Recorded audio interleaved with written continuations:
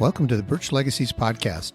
We are sharing stories celebrating the motivation, the perseverance, and the lifestyle choices necessary to reach the status of Birchlegger. That is, skiers who have completed 20 or more Birkies, Quartalopets, or a combination of both. We would love to hear from Birchleggers young and old who have a story to tell about what keeps them coming back year after year. Information about appearing on this podcast is in the podcast notes. Hi, folks, and welcome back to Birch Legacies. And this is a podcast for those of you interested in the Birkebeiner, and we're talking to a variety of different folks who have entered the Birchleggers Club. And today I have a guest from Ohio, the Snow Belt, and I'm really looking forward to speaking with him. Michael Schaefer's here. Welcome to the podcast, Michael. Thanks for having me. It's great, John. Yeah, great. So why don't you just kind of start by introducing yourself, talk about how many Birkies you've done, and a little bit about your life in skiing in Ohio. So I'm a physician at University Hospitals in Cleveland. Formerly was at Cleveland Clinic and Metro Health, the other hospitals here. And I've done 26 Birkies, almost all of them while living in Ohio, but not an Ohio native, though. I was born in northern Wisconsin in Merrill. North of Wausau, and grew up doing the kids ski racing there, but moved here when I was just before I turned 12. So basically my whole childhood in Wisconsin and then teenage years here in Ohio and back and forth since. So those of us that live in the more, we hope to be more dependable snow belt, I'm always intrigued by the people, they say they come from all 50 states and, clearly some of them don't have any snow in Ohio. Tell us about your snow. So I live just outside of Cleveland. We have a lake effect off of Lake Erie. Okay. So it can be really good, but it also can be really bad. So the average high temperature in January is right around 32 degrees, but it's pretty wide fluctuations. If it happens to be a cold winter, I would say it's really good. Usually doesn't get started until middle of December though, so we're kind of on the dry land for the fall for the most part. Yeah. But then once it gets cold, we're getting lake effect, sometimes lake effect streaming straight down off of Lake Huron even.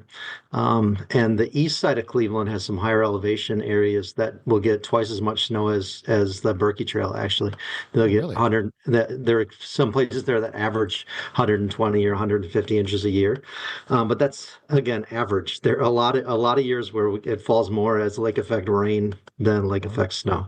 So, and I can tell you the only thing that's as good as lake effect snow is good is lake effect rain is really bad. Yeah. So.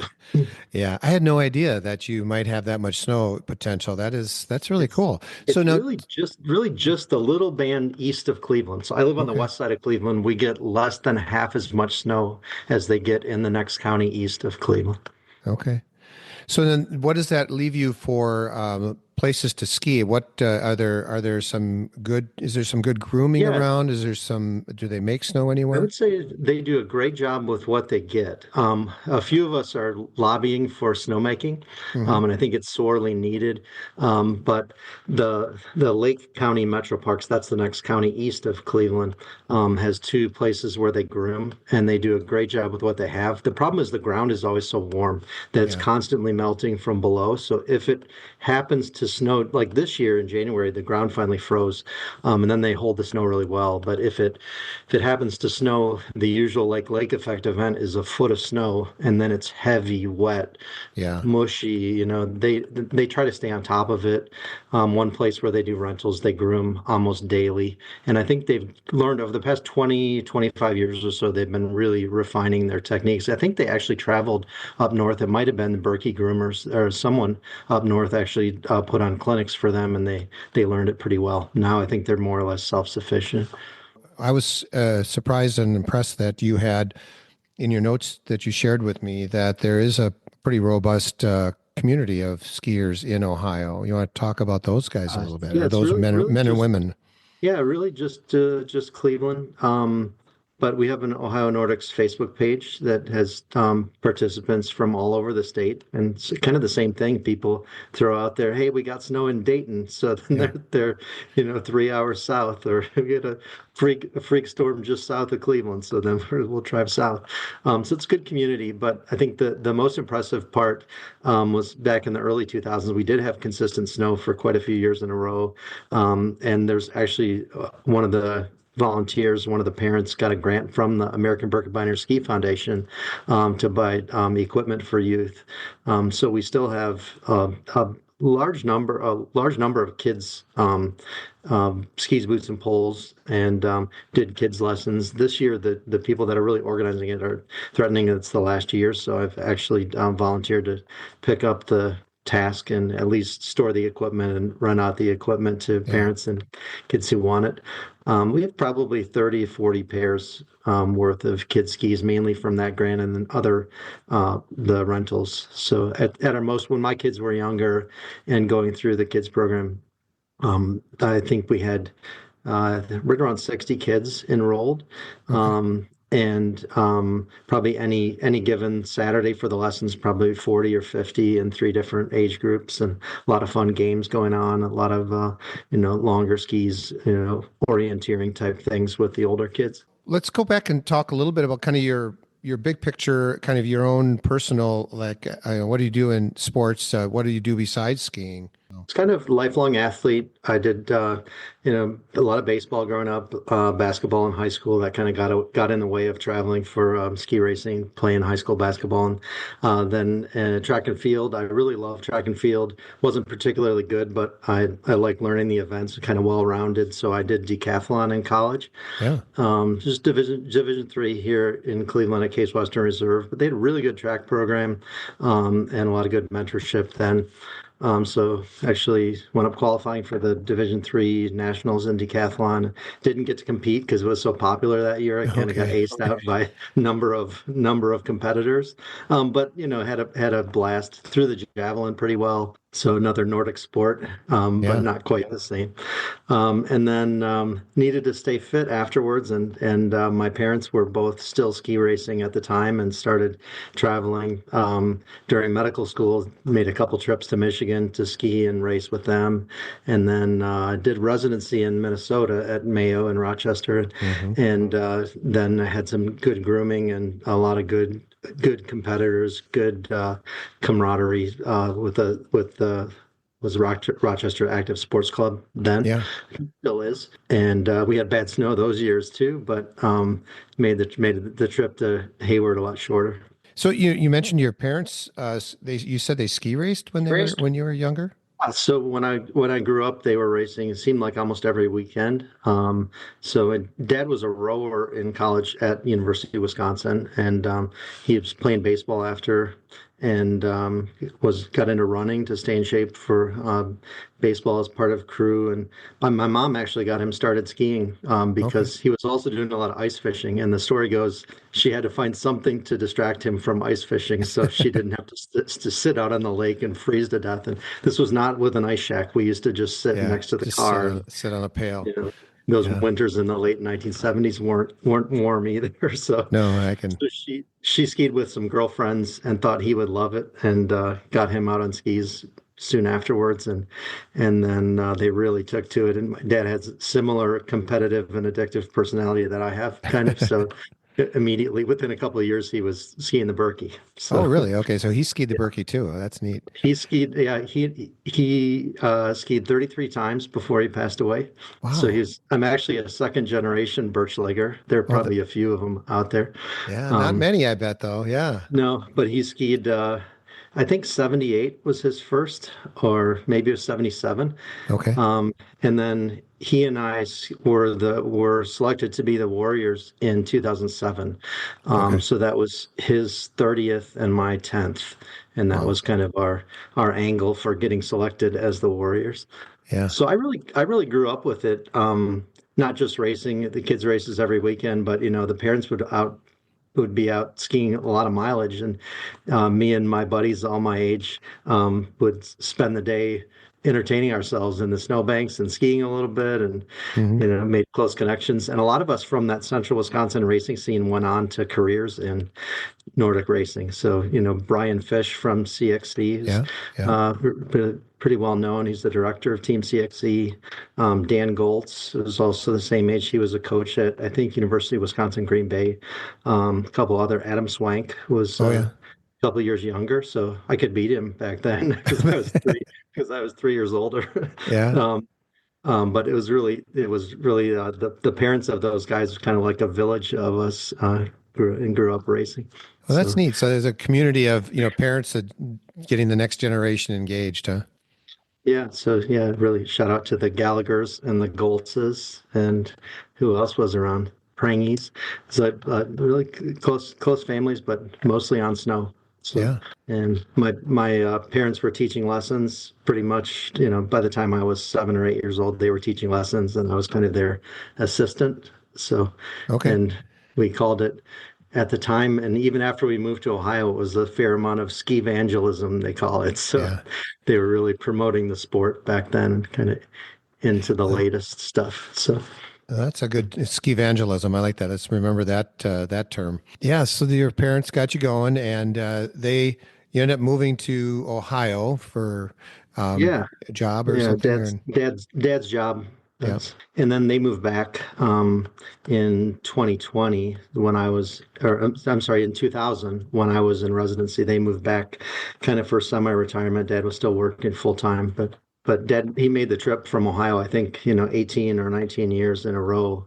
He made the trip for the Birkie, and quite a few of those years it was his only time skiing besides knocking around here. A couple Okay. times he'd only less than 3 times on snow. Wow. Still managed to get 33 in though.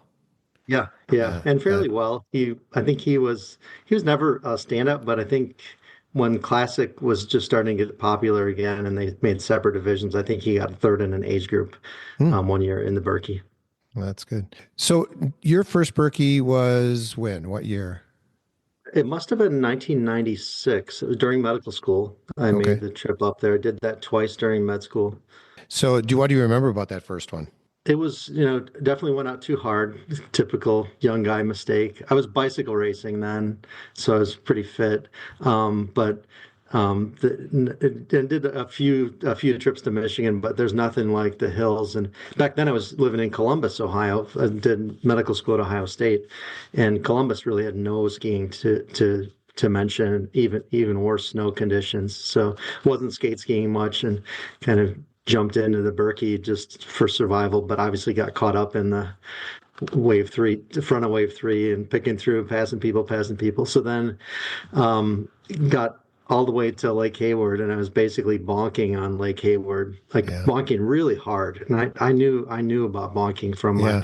bike racing experience, but I Yeah. didn't think I'd make it. Actually, even I made it to the lake, and I just had to stop, and I was just standing there, like leaning on my poles, nauseated and Wow. shaky. And then the TV snowmobile was circling back and focusing in, and so they had the TV camera focused right on me, probably trying to catch me tipping over or Yeah. puking or whatever it Yeah. was. So I remember skiing just long enough. I started skiing again just for 10 or 15 seconds, just long enough so the TV camera would leave me alone, I think.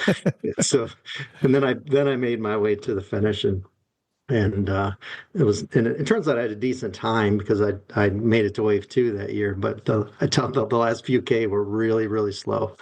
Yeah. I mean, that's So so many people listening, I'm sure, can relate to the fact they just left it all out there. And, sometimes they left it all out there with 8Ks to go and still have to get to the yeah, finish. you got it. It's that last climb after 77, the thing did me in. Yeah. So Yeah, exactly. We can all relate to that feeling on the lake. Even on a good year, it goes on forever yeah, because you think yeah. you're there and you're not there. And you just want that water tower to get bigger and bigger and bigger. And it seems to just stay the same size as you approach. Exactly. We have that same saying. We tell the same stories every year, and that's one of them. Talk Yeah, about there's always a headwind, and the water tower never gets any closer.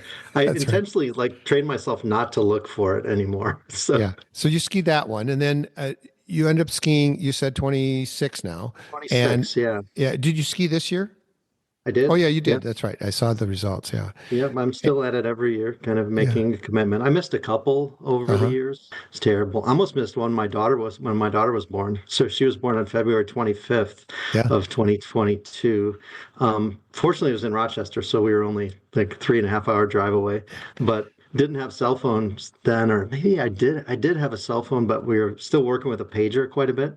So Hmm. my wife and I had codes with a pager, and I had the pager on me until I threw the bag in the truck. And so I threw the bag in the truck, got in the starting gate, and thought, man, I hope she doesn't go into labor. So, and then not with it was not without a bunch of ribbing from my buddies too. And they were like, any true Birkie skier would have the calendar marked 9 months ahead of the Birkie, and it would be like no hanky No panky go. at all No go. Yeah. during during that like 3 or 4 week period, Yeah. just to be Yeah. sure.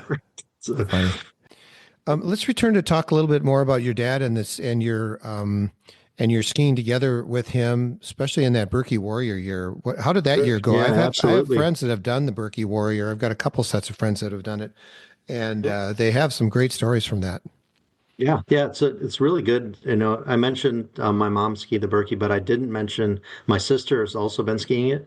Okay. My only regret from the whole year is that we didn't come up with the Inga idea ourselves, so Oh, she could have been with us. One yeah, of them, my mom or my sister. yeah, So that was the last year before they did that. So that's the experience was wonderful. They're the ones who put us up for it. They wrote the essay and sent it in with pictures, and I don't think we even knew it was happening until after they had already got us accepted. Oh, really? Okay.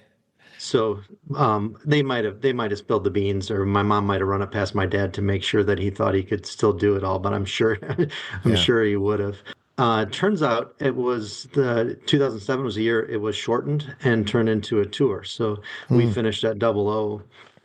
So didn't get to ski down Main Street, but in we were kind of bummed about that early on. But then on the actual day, it turns out it was a blast because it was non-competitive. So Hmm. everyone was touring, everybody was skiing with friends, wanted to stop and take pictures with us, talk Yeah. with us. So we told our story. I bet we told our story that day just on the trail. So we stopped where the classic and skate tracks come together.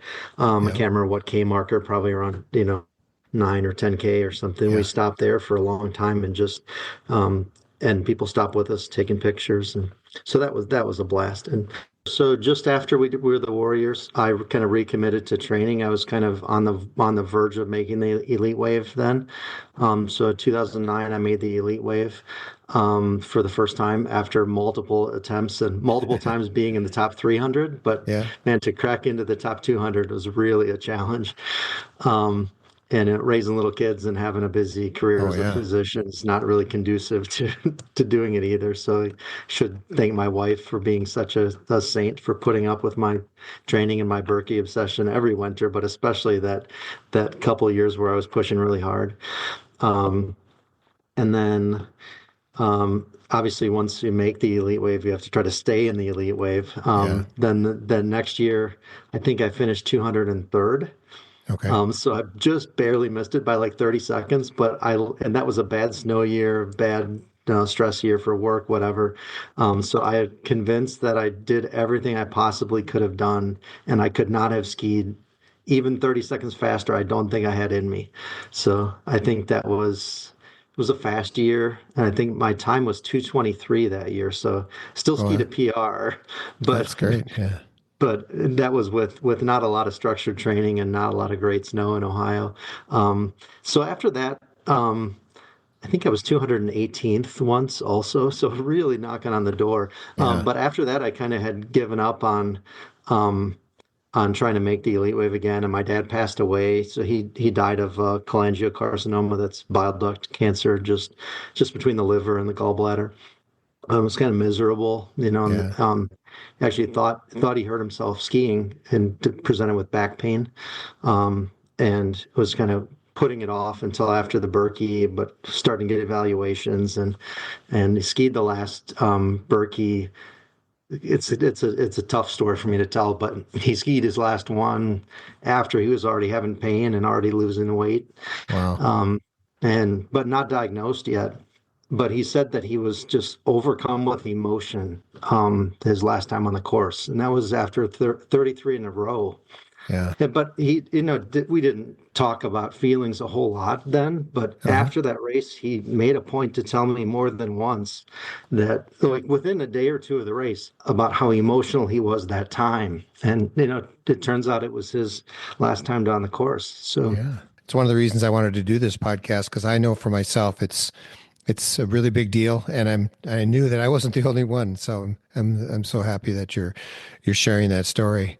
Your specialty is your specialty in medicine is in sports medicine. You mentioned, correct. Yep, and, yep. and The specialty is physical medicine and rehabilitation. It's kind of yeah, a smaller specialty within mainstream medicine. But then I did a year subspecialty training in sports medicine. I wanted to prick your brain just a little bit, and maybe for the listeners, kind of what does your expertise bring to the table when you think about doing the Birkie, and for people that are trying to keep going. Though, I always say it this kind of the same way: those that aspire to be Birchleggers, and those that want to keep doing the year after year.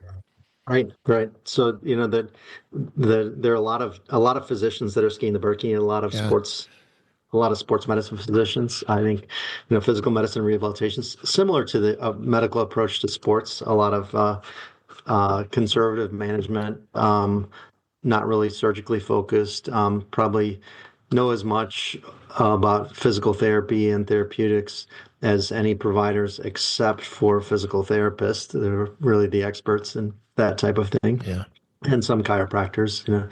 Um, but really have learned more by living it than I did with training. But what I see in my specialty is really all types of aging athletes, and I kind of think of my approach to medicine as kind of like everybody's trying to do a sport, even if their sport is making it to the mailbox in the morning. yeah, Um, so what's consistent with people that are successfully aging or successfully continuing to do their sport is that they're healthy people to start with. And what I like to kind of promote is that a lot of us are skiing in order to stay in shape. But kind of the old adage that was kind of taught in our training was that you have to be in shape in order to be able to ski. hmm And really, good fitness and longevity starts with healthy lifestyles outside of exercise. So you really need to take care of your body and take care of your mind and approach to a life not to be fit, but to be healthy. And I think it's important to make that distinction. People that say a gymnast who's super thin and super springy, or a dancer, somebody with an eating disorder, is really fit. They're able to do their sport. Or talk about a professional wrestler who's all pumped up on steroids. They're hmm all really fit, which means you're physically able to do your sport better than the average person, but they're not healthy. So yeah, they have osteoporosis and testosterone deficiency and high cholesterol and, early menopause, these type of things. And as competitive skiers, we're all at risk of developing those problems that are going to get in the way more than just training and burnout and all that type of stuff. You have to stay healthy. Um, so I think really focusing on lifestyle factors, getting enough sleep, having good nutrition. I made a pretty big dietary changes myself, striving for fitness, but also for health. I cut out processed meats from my diet almost exclusively, except bacon, because I just love bacon. So I think you we have all to have make our vice. Yeah, sometimes, right? yeah, But I cut way down on meat intake in general, but I still eat meat, twice a week or so. hmm Eat a lot of fresh, uh, truly free range things that I kill from hunting, or I okay, fish now. I fish on Lake Erie, so um, and uh, and I think a healthy diet also has a huge environmental impact that we all need to be conscious of also.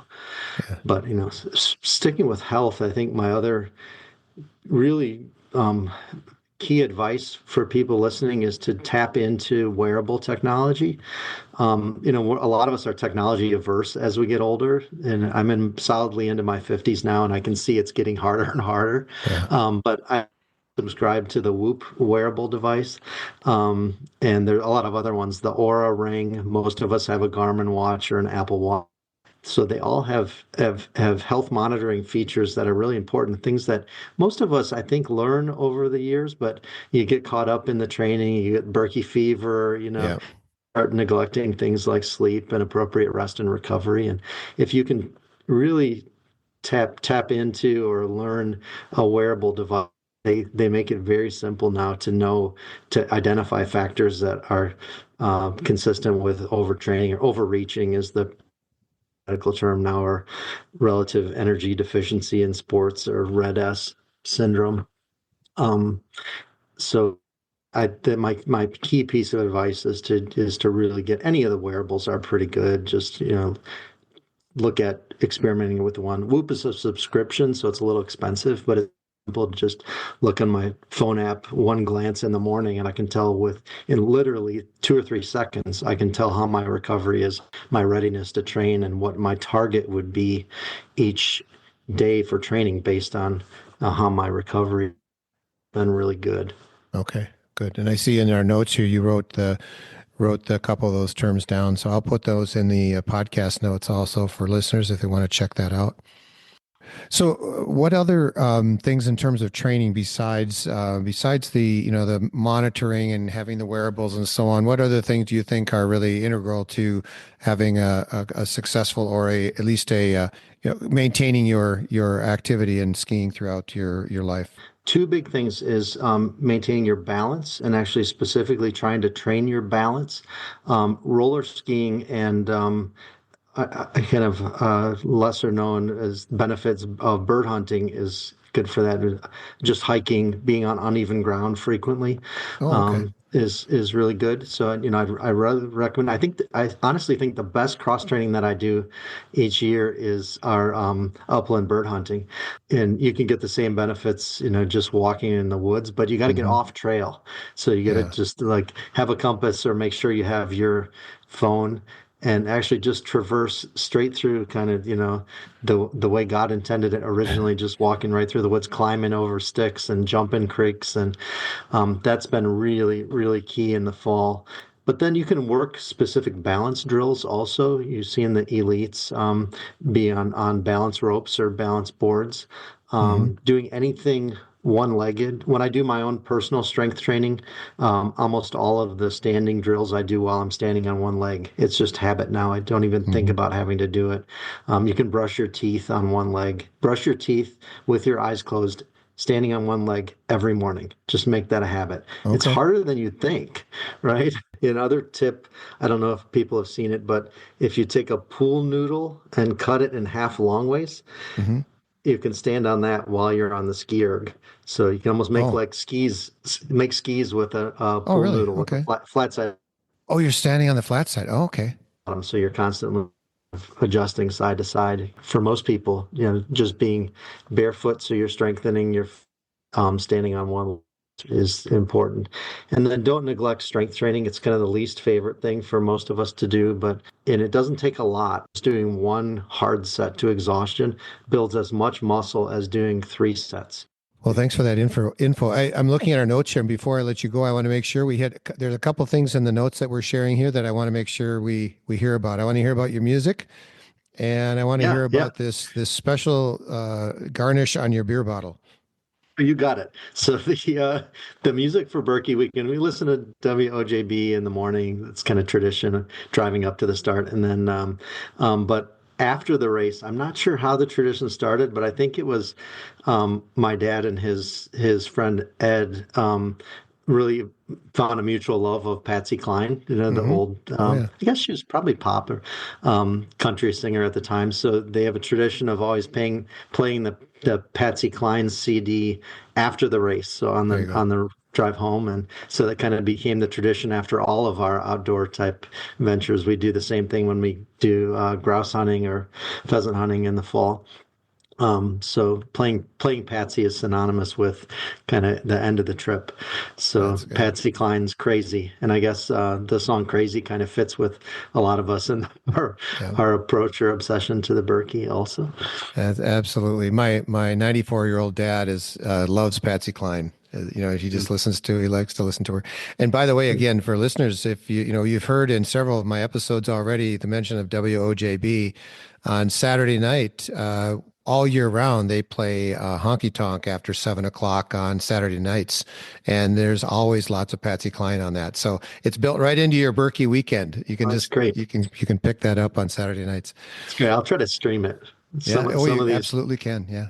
And the beer bottle tradition. Yeah. So the cousin from Madison, I should have mentioned earlier also. This really is a family affair. So my dad got a few of the extended families into skiing, and my cousin Steve Weber from Madison, lives in Middleton, just did his 30th. So he's an Uberlegger now, travels with us, but he's always in charge of bringing the donuts, and he usually brings a local brew to go along with it.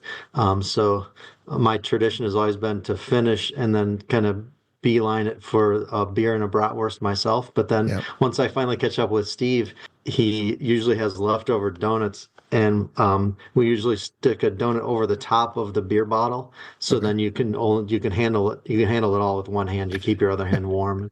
So that's the classic is but then if he happens to forget to bring bottled beer, like this year, I couldn't believe it. He showed up and he just had cans of beer. So I was trying to figure out how to stretch the donut wide enough to fit over the top of the beer can, and couldn't do it, especially once it was cold. But yeah, I doubt. Yeah. Well, there you go. So the idea is to take a bite of the donut and take a sip of beer and go from there. So all one-handed. Okay, I'll try it. Yeah, and then you can have your cowbell in the other hand. There you go. Right. So that's we're usually a couple beers in by the time my sister finishes. And she just did her 20th this year. Oh, good. Also, so you got a lot of Birchleggers in your community. Whole family of Birchleggers. So she was really, again, reconnected and formed a close bond with my dad also in those years when she was first skiing the Birkie, and it was kind of really neat to see them get a lot closer, and kind of bond over the race also. And I'm sure he would be really proud to see her toughing it out for her 20th. It wasn't pretty this year, with only 3 days on snow before she did it. So I can't imagine how hard that must be. Michael, thank you so much for your time today and sharing the stories. You had a lot of different stories. It covered a lot of ground from skivangelism to training, to wonderful stories about your dad and your family and how many Birchleggers you've got. And I so appreciate the fact that you reached out. And again, for the listeners, it's as simple as just connecting with me through my email that's listed in the podcast notes, or the form that I've put there. And I have a handful of people waiting to be interviewed. So I'm looking forward to interviewing you next, everyone. So thank you. Again, thanks, Michael. Thank you so much. This was a lot of fun for me, and I think it's a great thing that you're doing. There's so many good stories and so much that everyone has to contribute. It's a wonderful platform. Great. All right. Thanks. Thanks for listening. Please check out the podcast notes to see links to the Birchleggings Club and the Birkie website. If you've skied a combination of 20 Birkies and or Cordies, I encourage you to join the Birchleggings Club. If you'd like to tell your Birkie story, please contact me, John Peterson, at my email listed in the podcast notes, or by filling out the guest application form linked there. Please subscribe to our program wherever you get your podcasts and leave a review. You can also text us directly from your phone or computer using the quick link in the notes to let us know how we are doing.